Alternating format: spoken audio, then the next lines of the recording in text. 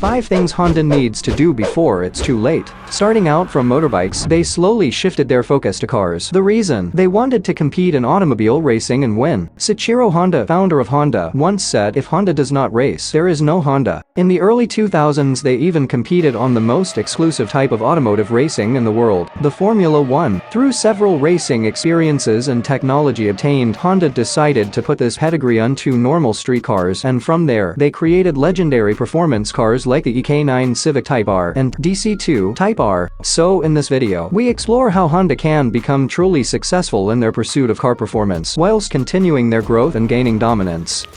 Number 5. The FL5 Civic Type R should have been a 3-door hatch. The new Honda Civic has gathered so much hype within the social media space. It has brought most of the enthusiasts to light, as the previous criticism from the previous generation was there was so much fake vents. Honda was living so much on the fake it till you make it quotation. The current FL5 has toned it down with the fake vents, and even brought it further to tame, yet soon to be timeless look. However, it was not all good news for Honda. They made the current Civic with more weight on the practical side, rather than more towards sports and performance. We think that this statement might be true. The most iconic Civic Type R has always been the EK9 hatchback. It was practical in some sense, but it was inclined towards a more sporty appeal, and hence why it came with a 3-door hatch design. Now if Honda could make the new Civic Type R as a 3-door hatch, not only it would be more iconic, but it would also be good on power to weight ratio. Come on, let's face it, less weight is always good for any racing and spirited street performance. Number 4.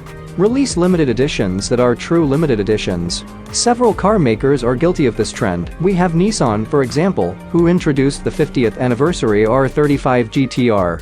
However, they only gave it new paint, wheels and stickers, and call it a day. This might be good for a collector's point of view, but this is a huge slap on the face from a true car enthusiasts. Honda is not spared from this crappy trend. We think that Honda should release a small production run of a 3-door hatch design of the new FL5, and make it a limited edition. Maybe a Mugen FL5 RR. And if Honda would feel more generous, on top of the 3-door hatch platform, they could possibly include performance parts like carbon roof panels, carbon ceramic brakes and a bigger turbo. Sure, it will probably incur some more R&D costs, but this will also lift the desirability of the Civic Type R. I mean, if they release this type, we would definitely be one of the guys who will line up for that.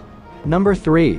Integra should have been the entry-level sports 3-door coupe. The new Integra was introduced as another 5-door quote-unquote fastback, which share the platform with the Honda Civic Si. However, it received mixed reviews from car enthusiasts and the community. Again, the Integra we know and love was a 3-door fastback. We get it, Honda. You want to sell a lot of units of this car, but they should have taken a page from the Toyota GT86's book, offering to the public a true sports car, which is fun to drive. I mean, look at the sales of the GT86 in total. It did not disappoint Toyota. Clearly there is still money that can be made in the entry-level sports car market, because when people have fun driving, they would definitely buy it. On top of this, we think if a new Integra with a 3-door fastback design is to be released, it should not compete with the Civic Type R, as the FL5 was aimed to be a halo car, and the Integra is pure entry-level sports car. If Honda would make a 3-door fastback sports car design, and make it cheaper than the GT86, then it could possibly affect the sales of the entry-level sports car of Toyota. Come on, Honda, you need to give us an affordable, fun and reliable sports car, fit for the masses. Let's make it happen, Honda. We need an affordable, turbid VTEC driver's car.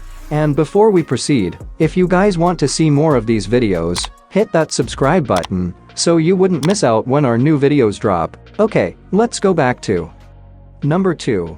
Bring back the S2000, but as an electric vehicle hard-top sports car. I know.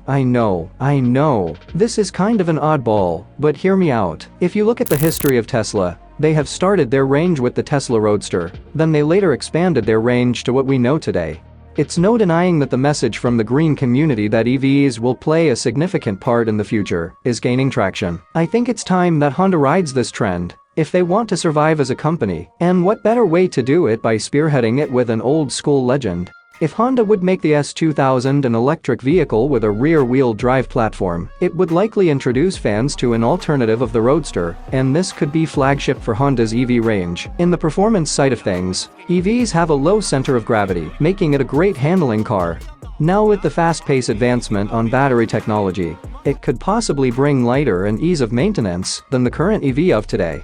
We hate to say this, but let's face it guys, the gasoline engine's days are numbered, and the EV revolution have started already. Resisting it could potentially be detrimental for Hondas as a company.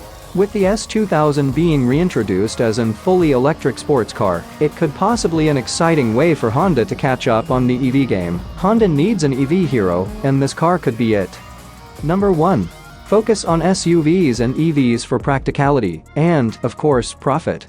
As per current car sales, SUVs do really bring in the money for a car company, and this has been proven several times on several companies. It started with Porsche. They were on the verge of bankruptcy on the late 90s, then they introduced the Cayenne, which in fact saved company from being broke. And recently, this recipe was copied by Lamborghini. They figured their sports cars were not enough to keep the company afloat, so they introduced the Urus and SUV Lambo. It didn't only make Lamborghini more money, but it broke their record sales last year, with more than 8,000 units delivered worldwide.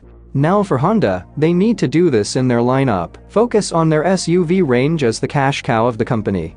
Then focus on their halo sports cars as true sports cars, not those very practical sports hatch, but true to their roots. A new Civic Type R in a 3-door hatch design, and a new Integra in a 3-door fastback coupe design. So, what do you guys think? Do you think that Honda can achieve their performance goals whilst remaining relevant in this ever-changing automotive market? Or do you think that they urgently need to do something else? Let us know in the comments below, and let's talk about it.